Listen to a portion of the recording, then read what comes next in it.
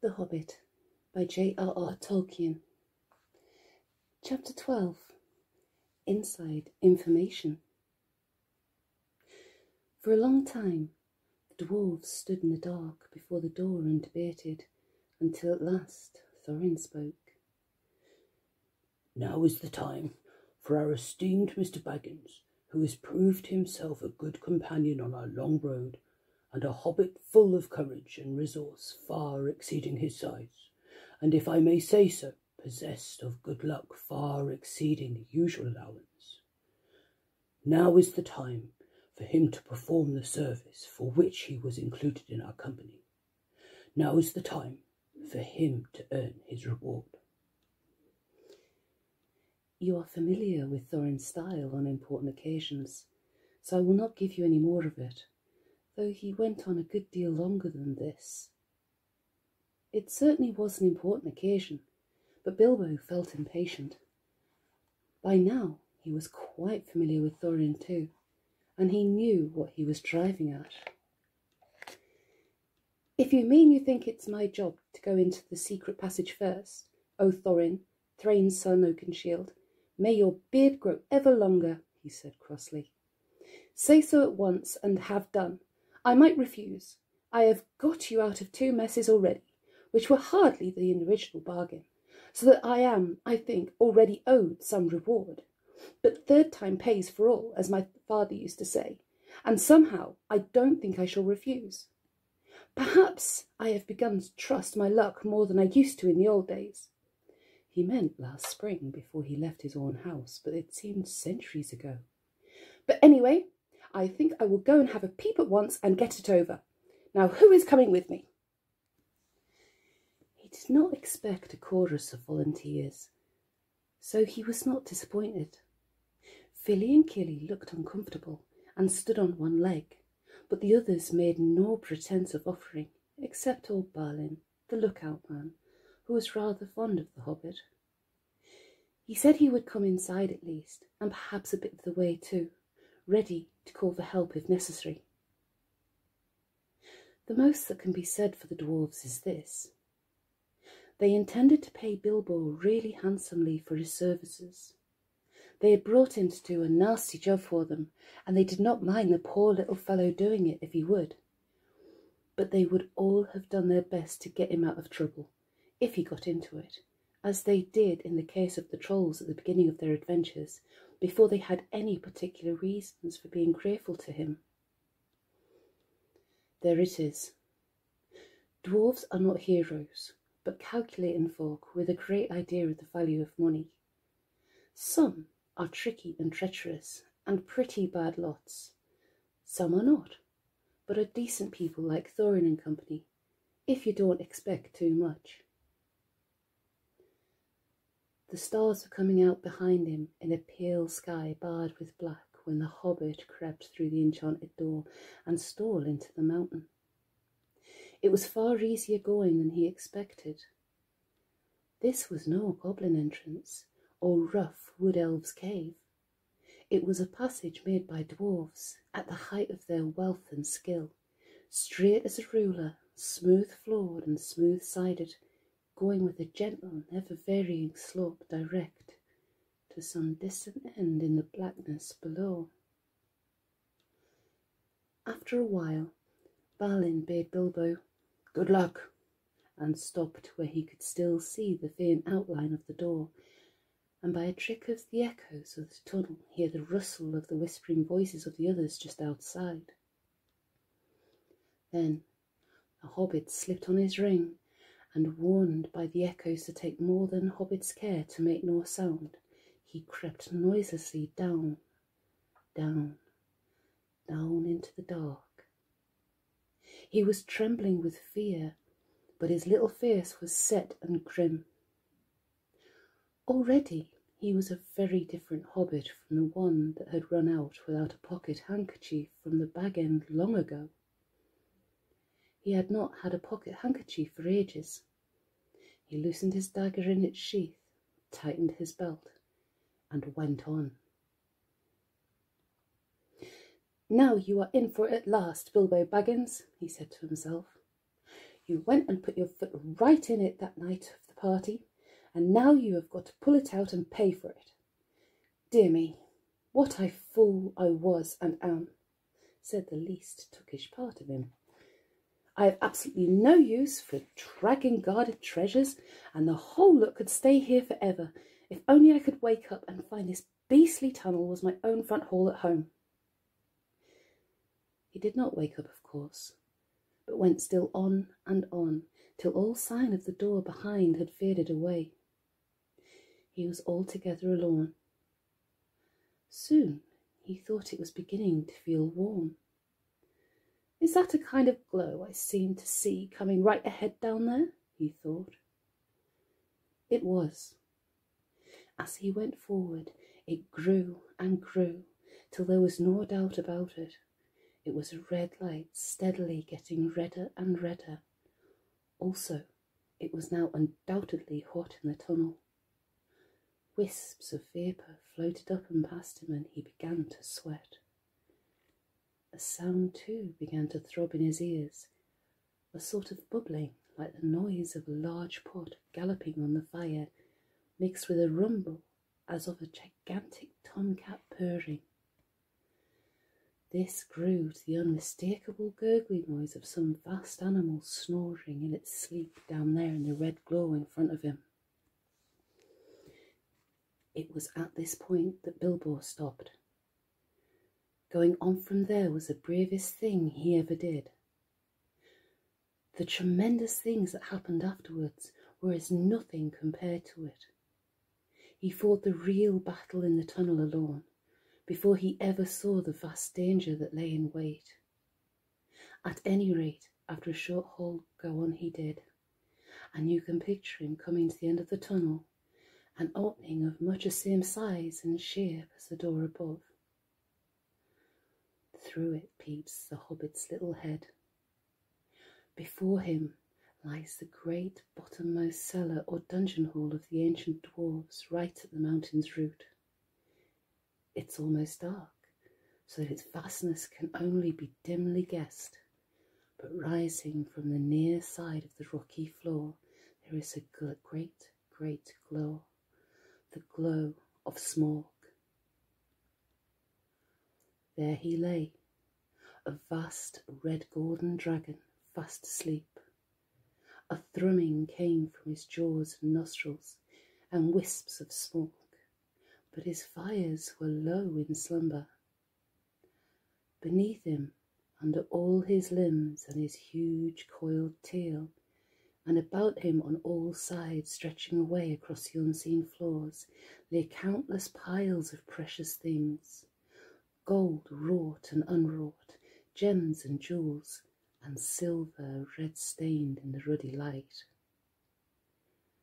Smaug lay, with wings folded like an immeasurable bat, turned partly on one side, so that the Hobbit could see his underparts and his long pale belly crusted with gems and fragments of gold from his long lying on his costly bed.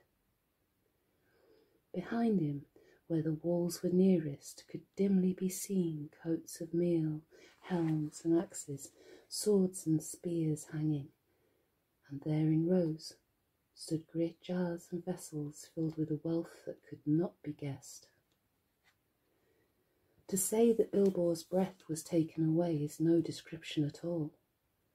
There are no words left to express his staggerment, since men changed the language that they learnt of elves in the days when all the world was wonderful. Bilbo had heard tell and sing of dragon hoards before, but the splendour, the lust, the glory of such treasure had never yet come home to him.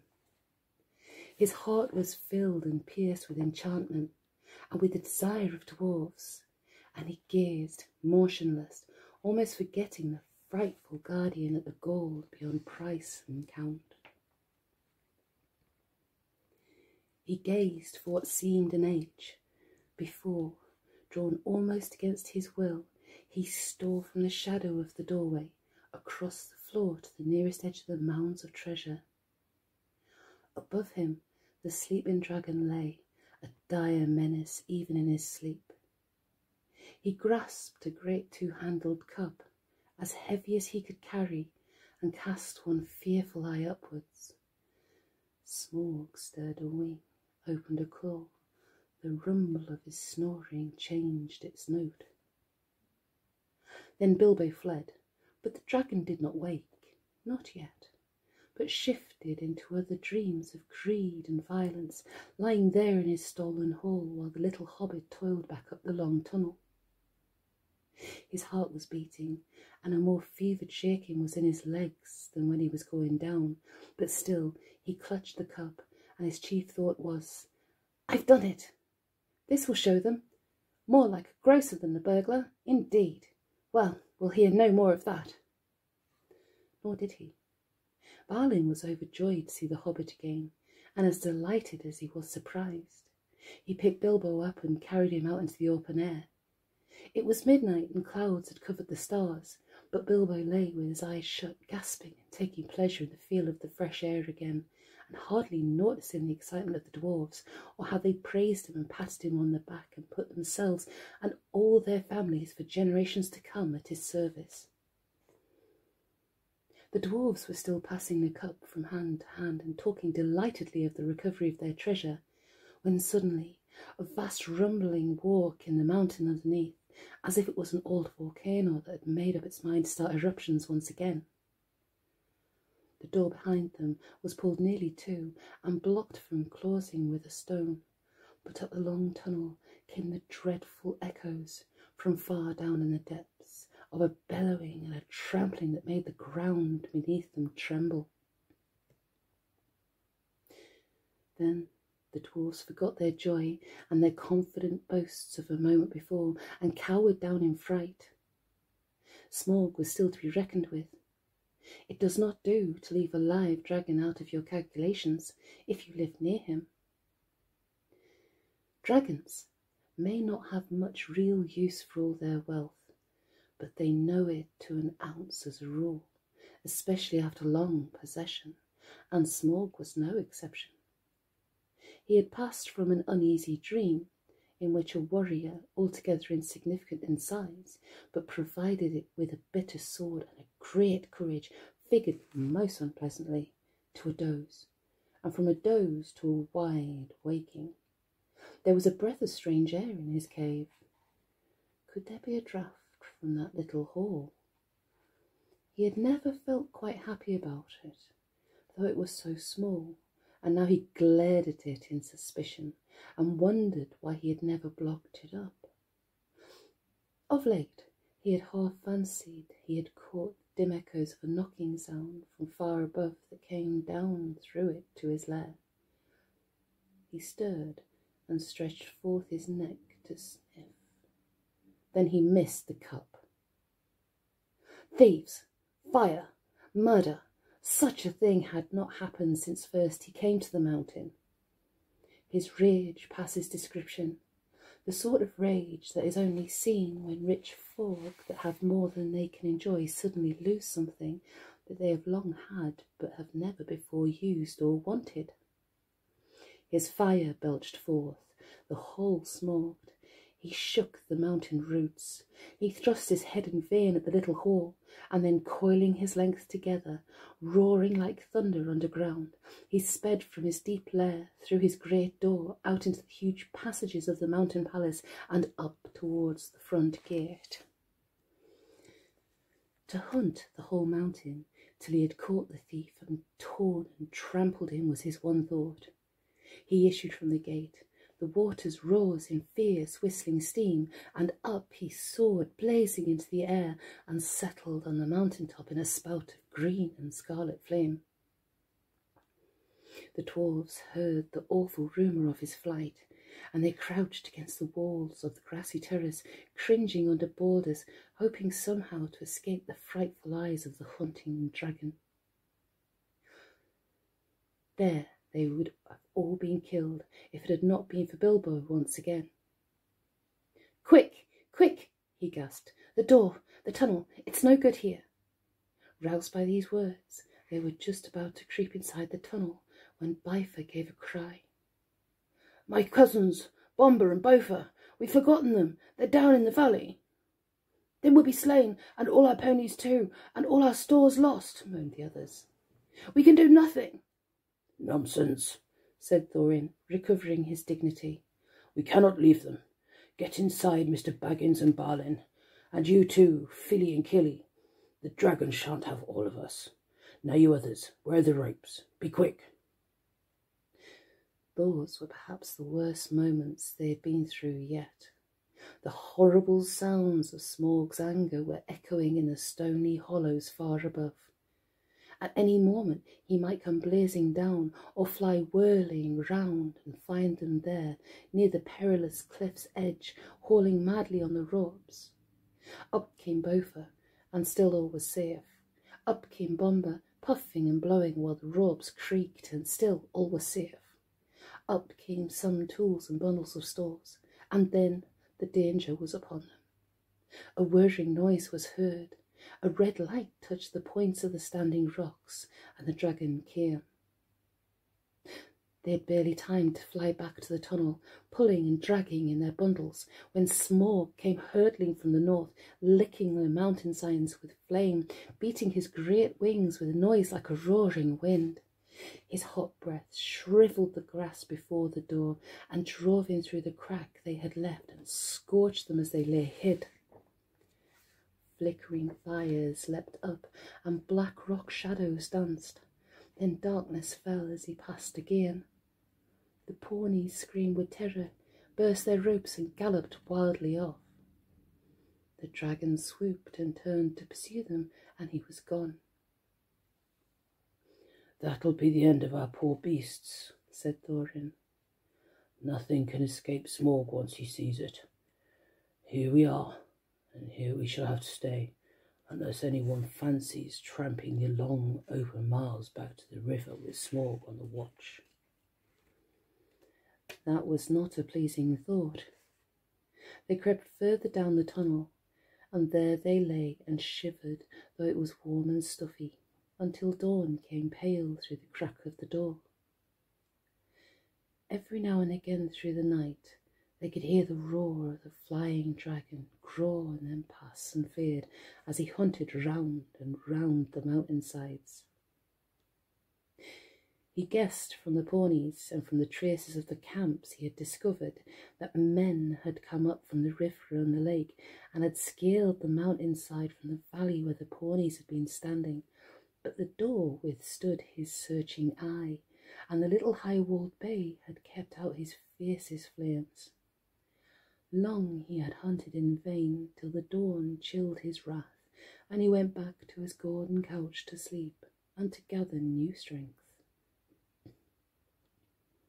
He would not forget or forgive the theft, not if 1,000 years turned him to smouldering stone, but he could afford to wait. Slow and silent, he crept back to his lair and half closed his eyes. When morning came, the terror of the dwarves grew less. They realized that dangers of this kind were inevitable in dealing with such a guardian, and that it was no good giving up their quest yet. Nor could they get away just now, as Thorin had pointed out. Their ponies were lost or killed, and they would have to wait some time before Smaug relaxed his watch sufficiently for them to dare the long way on foot. Luckily, they had saved enough of their stores to last them still for some time. They debated long on what was to be done, but they could think of no way of getting rid of Smaug, which had always been a weak point in their plans, as Bilbo felt inclined to point out. Then, as is the nature of folk that are thoroughly perplexed, they began to grumble at the Hobbit, blaming him for at first so pleased them, for bringing away a cup and stirring up Smaug's wrath so soon. "What else do you suppose a burglar is to do?" asked Bilbo angrily. "I was not engaged to kill dragons, that is warrior's work, but to steal treasure. I made the best beginning I could. Did you expect me to trot back with the whole horde of Thror on my back? If there is any grumbling to be done, I think I might have a say. You ought to have brought 500 burglars, not one. I'm sure it reflects great credit on your grandfather, but you cannot pretend that you ever made the vast extent of his wealth clear to me. I should want hundreds of years to bring it all up, if I was 50 times as big and Smorg as tame as a rabbit. After that, of course, the dwarfs begged his pardon. "What do you propose we should do, Mr. Baggins?" asked Thorin politely. I have no idea at the moment. If you mean about removing the treasure, that obviously depends entirely on some new turn of luck and the getting rid of Smorg. Getting rid of dragons is not at all in my line, but I will do my best to think about it. Personally, I have no hopes at all, and I wish I was safe back at home. Never mind that for the moment. What are we to do now, today? Well, if you really want my advice, I should say we can do nothing but stay where we are. By day we can no doubt creep out safely enough to take the air. Perhaps before long, one or two could be chosen to go back to the store by the river and replenish our supplies. But in the meanwhile, everyone ought to be well inside the tunnel by night. Now, I will make you an offer. I have got my ring and will creep down this very noon. Then, if ever Smorg ought to be napping, and see what he is up to. Perhaps something will turn up. Every worm has its weak spot, as my father used to say, though I'm sure it was not from personal experience. Naturally, the dwarves accepted the offer eagerly. Already they had come to respect little Bilbo. Now he had become the real leader in their adventure. He had begun to have ideas and plans of his own.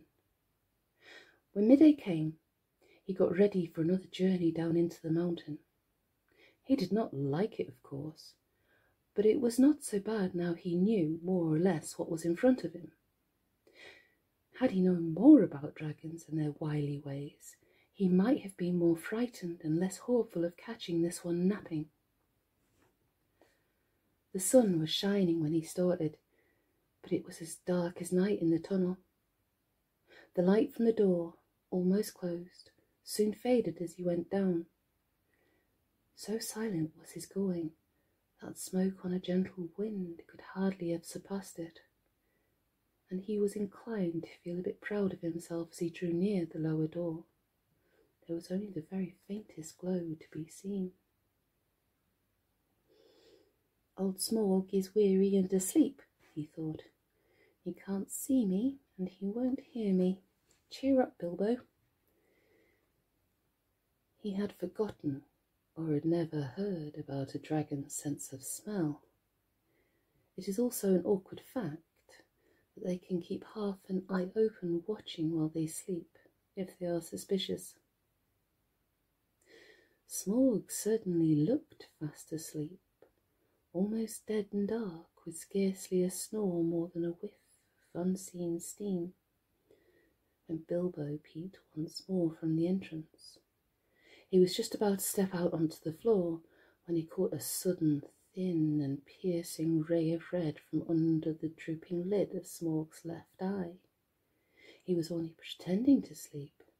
He was watching the tunnel entrance. Hurriedly, Bilbo stepped back and blessed the luck of his ring, when Smorg spoke. "Well, thief, I smell you, and I feel your air. I hear your breath. Come along, help yourself again. There is plenty and to spare." But Bilbo was not quite so unlearnt in dragon lore as all that, and if Smorg hoped to get him to come nearer so easily, he was disappointed. "No, thank you, O Smorg the Tremendous," he replied. "I did not come for presents. I only wished to have a look at you and see if you were truly as great as tales say. I did not believe them." "Do you now?" said the dragon, somewhat flattered, even though he did not believe a word of it. "Truly, songs and tales fall utterly short of the reality, O Smorg, the chiefest and greatest of calamities," replied Bilbo. "You have nice manners for a thief and a liar," said the dragon. You seem familiar with my name, but I don't seem to remember smelling you before. Who are you, and where do you come from, may I ask? You may indeed. I come from under the hill, and under the hills and over the hills my path led. And through the air I am he that walks unseen. So I can well believe, said Smorg, but that is hardly your usual name. I am the clue finder, the web cutter, the stinging fly. I was chosen for the lucky number. Lovely titles, sneered the dragon, but lucky numbers don't always come off. I am he that buries his friends alive and drowns them and draws them alive again from the water. I came from the end of a bag, but no bag went over me. Those don't sound so creditable, scoffed Smorg. I am the friend of bears and the guest of eagles. I am ring winner and luck wearer. I am the barrel rider, went on Bilbo, beginning to be pleased with his riddling. That's better, said Smorg, but don't let your imagination run away with you. This, of course, is the way to talk to dragons if you don't want to reveal your proper name, which is wise, and don't want to infuriate them by a flat refusal, which is also very wise.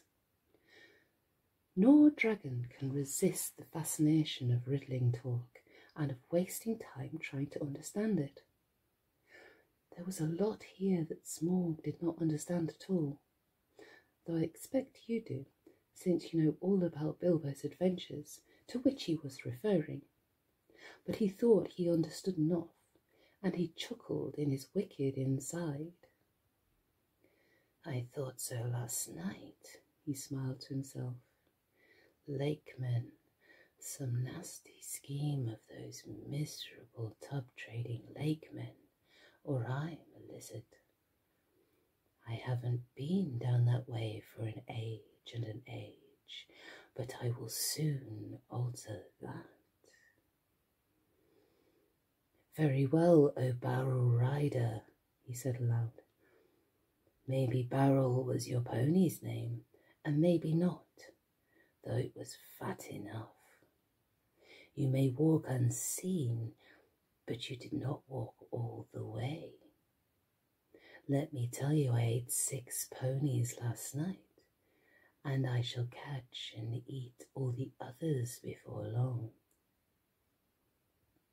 In return for the excellent meal, I will give you one piece of advice for your good. Don't have more to do with dwarves than you can help. Dwarves? Said Bilbo in pretend surprise. Don't talk to me, said Smorg. I know the smell and taste of dwarf, no one better. Don't tell me that I can eat a dwarf-ridden pony and not know it. You'll come to a bad end if you go with such friend, thief, barrel rider. I don't mind if you go back and tell them so from me. But he did not tell Bilbo that there was one smell he could not make out at all. Hobbit smell. It was quite outside his experience and puzzled him mightily. I suppose you got a fair price for that cup last night, he went on. Come now, did you? Nothing at all. Well, that's just like them. And I suppose they are skulking outside, and your job is to do all the dangerous work and get what you can when I'm not looking. For them? And will you get a fair share? Don't you believe it? If you get off alive, you will be lucky. Bilbo was now beginning to feel really uncomfortable. Whenever Smaug's roving eyes, seeking for him in the shadows, flashed across him, he trembled, and an unaccountable desire seized hold of him to rush out and reveal himself and tell all the truth to Smaug. In fact, he was in grievous danger of coming under the dragon's spell, but plucking up courage, he spoke again. "You don't know everything, O Smaug the Mighty," said he. "Not gold alone brought us hither." "Ha ha ha ha! You admit the us," laughed Smaug. "Why not say us 14 and be done with it, Mr. Lucky Number? I am pleased to hear that you had other business in these parts besides my gold. In that case, you may, perhaps, not altogether waste your time." "I don't know if it has occurred to you that even if you could steal the gold bit by bit, a matter of 100 years or so, you could get it very far. Not much use on the mountainside, not much use in the forest. Bless me, had you never thought of the catch? A 14th share, I suppose, or something like it. Those were the terms, eh? But what about delivery? What about cartage? What about armed guards and tolls?" And Smaug laughed aloud. He had a wicked and a wily heart, and he knew his guesses were not far out, though he suspected that the lake men were at the back of the plans, and that most of the plunder was spent stopped there in the town by the shore that in his young days had been called Esgaroth. You will hardly believe it, but poor Bilbo was really very taken aback. So far, all his thoughts and energies had been concerned on getting to the mountain and finding the entrance. He had never bothered to wonder how the treasure was to be removed. Certainly never how any part of it might fall into his share was to be brought back all the way to Bag End, Underhill. Now, a nasty suspicion began to grow on his mind. Had the dwarfs forgotten this important point too, or were they laughing in their sleeves at him all the time? That is the effect that dragon talk has on the inexperienced Bilbo, of course. He ought to have been on his guard, but Smaug had rather an overwhelming... "I tell you," he said in an effort to remain loyal to his friends and to keep his ends up, "that gold was only an afterthought with us. We came over hill and under hill, by wave and wind, for revenge. Surely, O Smaug, the unaccessibly wealthy, you must realize that your success has made you some bitter enemies." Then Smaug really did laugh, a devastating sound which shook Bilbo to the floor, while far up in the tunnel the dwarfs huddled together and imagined that the Hobbit had come to a sudden and a nasty end. "Revenge," he snorted, and the light of his eyes lit the hall from floor to ceiling like scarlet lightning. "Revenge! The king under the mountain is dead, and where are his kin that dare seek revenge? Girion, lord of the Dale, is dead, and I have eaten his people like a wolf among sheep. And where are his sons that dare reproach me? I kill where I wish, and none dare resist. I laid low the warriors of old, and their like is not in the world today. Then I was but young and tender. Now I am old and strong, thief in the shadows." He gloated. "My armour is like 10-fold shields. My teeth are swords, my claws spears. The shock of my tail a thunderbolt, my wings a hurricane, and my breath death." "I have always understood," said Bilbo in a frightened squeak, The dragons were softer underneath, especially in the region of the chest, but doubtless one so fortified has thought of that. The dragon stopped short in his boasting. Your information is antiquated, he snapped. I am armoured above and below with iron scales and hard gems. No blade can pierce me. I might have guessed it, said Bilbo. Truly there can be nowhere found the equal of Lord Smaug the Impenetrable. What magnificence to possess a waistcoat of fine diamonds. Yes, it is rare and wonderful indeed, said Smaug, absurdly pleased. He did not know that the Hobbit had already caught a glimpse of his peculiar undercovering on his previous visit, and was itching for a closer view for reasons of his own. The dragon rolled over. Look, he said, what do you say to that? Dazzlingly marvellous, perfect, flawless, staggering, exclaimed Bilbo aloud. But what he thought inside was, old fool, why is there a large patch in the hollow of his left breast, as bare as a snail out of its shell? After he had seen that Mr. Baggins' one idea was to get away, well, I really must not detain your magnificence any longer, he said, or keep you from much-needed rest. Ponies take some catching, I believe, after a long start, and so do burglars, he added as a parting shot, as he darted back and fled up the tunnel. It was an unfortunate remark, for the dragon spouted terrific flames after him, and fast though he sped up the slope, he had not gone nearly far enough to be uncomfortable before the ghastly head of Smaug was thrust against the opening behind. Luckily, the whole head and jaws could not squeeze in, but the nostrils sent forth fire and vapour to pursue him, and he was nearly overcome, and stumbled blindly on in great pain and fear. He had been feeling rather pleased with the cleverness of his conversation with Smaug, but his mistake at the end shook him into bitter sense. Never laugh at live dragons, Bilbo, you fool, he said to himself, and it became a favourite saying of his later, and passed into a proverb. You aren't nearly through this adventure yet, he added, and that was pretty true as well.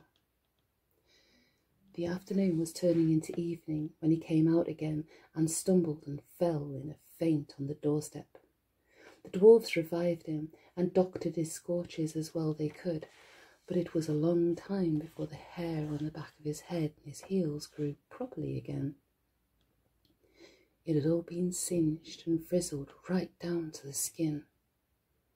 In the meanwhile, his friends did their best to cheer him up, and they were eager for his story, especially wanting to know why the dragon had made such an awful noise and how Bilbo escaped. But the Hobbit was worried and uncomfortable, and they had difficulty in getting anything out of him. On thinking things over, he was now regretting some of the things he had said to the dragon, and was not eager to repeat them. The old thrush was sitting on a rock nearby, with his head cocked on one side, listening to all that was said. It shows what an ill temper Bilbo was in. He picked up a stone and threw it at the thrush, which merely fluttered aside and came back. Drat the bird, said Bilbo crossly. I believe he is listening. I don't like the look of him. Leave him alone, said Thorin. Thrushes are good and friendly. This is a very old bird indeed, and is maybe the last left of the ancient breed that used to live about here, tamed to the hands of my father and grandfather. They were a long-lived and magical race, and this might even be one of those that were alive then, a couple of hundreds of years or more ago. The men of the Dale used to have the trick of understanding their language, and use them for messengers to fly to the men of the lake and elsewhere. Well, he'll have news to take to Lake Town all right, if that is what he's after, said Bilbo, though I don't suppose there are any people left with that trouble with thrush language. Why, what has happened? Cried the dwarves. Do get on with your tale. So Bilbo told them all he could remember, and he confessed that he had a nasty feeling that the dragon guessed too much from his riddles, added to the camps and the pawnies. I am sure he knows we came from Lake Town and had help from there, and I have a horrible feeling that his next move may be in that direction. I wish to goodness I had never said that about Bower Rider. It would make even a blind rabbit in these parts think of the lake men. Well, well, it cannot be helped, and it's difficult not to slip in talking to a dragon, or so I've always heard, said Balin, anxious to comfort him. I think you did very well, if you ask me. You found out one very useful thing at any rate, and got home alive, and that is more than most can say who've had words with the likes of Smaug. It may be a mercy and a blessing yet to know of the bear patch in the old worm's diamond waistcoat. That turned the conversation, and they all began discussing dragon slayings historical, dubious, and mythical, and the various sorts of stabs and jabs and undercuts, and the different arts, devices, and stratagems by which they had been accomplished. The general opinion was that catching a dragon napping was not as easy as it sounded, and the attempt to stick one or prod one asleep was more likely to end in disaster than a bold frontal attack. All the while they talked, the thrush listened, till at last, when the stars began to peep forth, it silently spread its wings and flew away. And all the while they talked and the shadows lengthened, Bilbo became more and more unhappy, and his forebodings grew. At last he interrupted them. I am sure we are very unsafe here, he said, and I don't see the point of sitting here. The dragon has withered all the pleasant green, and anyway, the night has come and it is cold, but I feel it in my bones that this place will be attacked again. Smaug knows now how I came down to his hall, and you can trust him to guess where the other end of the tunnel is.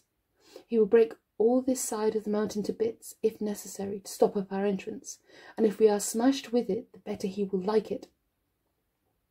You are very gloomy, Mr. Baggins, said Thorin. Why has not Smaug blocked the lower end then, if he is so eager to keep us out? He has not, or we should have heard him. I don't know, because at first he wanted to try and lure me in again, I suppose, and now perhaps because he's waiting till after tonight's hunt, or because he doesn't want to damage his bedroom if he can help it. But I wish you would not argue. Smaug will be coming out at any minute now, and our only hope is to get well in the tunnel and shut the door. He seemed so much in earnest that the dwarves at last did as he said, though they delayed shutting the door. It seemed a desperate plan, for no one knew whether or how they could get it open again from the inside, and the thought of being shut in the place from which the only way out led through the dragon's lair was not one they liked. Also, everything seemed quite quiet, both outside and down the tunnel, so for a longish while they sat inside, not far down from the half-open door, and went on talking. The talk turned to the dragon's wicked words about the dwarves. Bilbo wished he had not heard them, or at least that he could feel quite certain that the dwarves now were absolutely honest when they declared that they had never thought at all about what would happen after the treasure had been won. We knew it would be a desperate venture, said Thorin, and we know that still. And I still think when we have won, it will be time enough to think what to do about it. As for your share, Mr. Baggins, I assure you we are more than grateful, and you shall choose your own 14th as soon as we have anything to divide. I am sorry if you are worried about transport, and I admit the difficulties are great.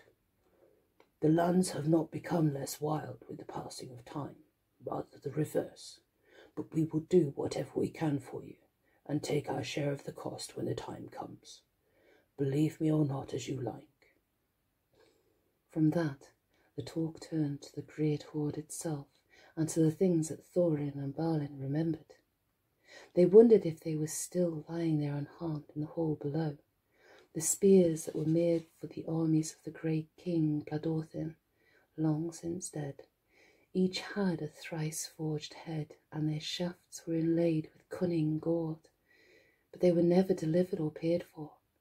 Shields made for warriors long dead, the great golden cup of Thor, two-handed, hammered and carven with birds and flowers whose eyes and petals were of jewels. coats of mail, gilded and silvered and impenetrable, the necklace of Gideon, lord of the Dale, made of 500 emeralds, green as grass, which he gave for the arming of his eldest son in a coat of dwarf-linked rings, the like of which had never been made before, for it was wrought of pure silver to the power and strength of triple steel. But fairest of all was the great white gem, which the dwarves had found beneath the roots of the mountain, the heart of the mountain, the Arkenstone of Thrain. The Arkenstone, murmured Thorin in the dark, half dreaming, with chin upon his knees. It was like a globe with 1,000 faces. It shone like silver in the firelight, like water in the sun, like snow under the stars, like rain upon the moon.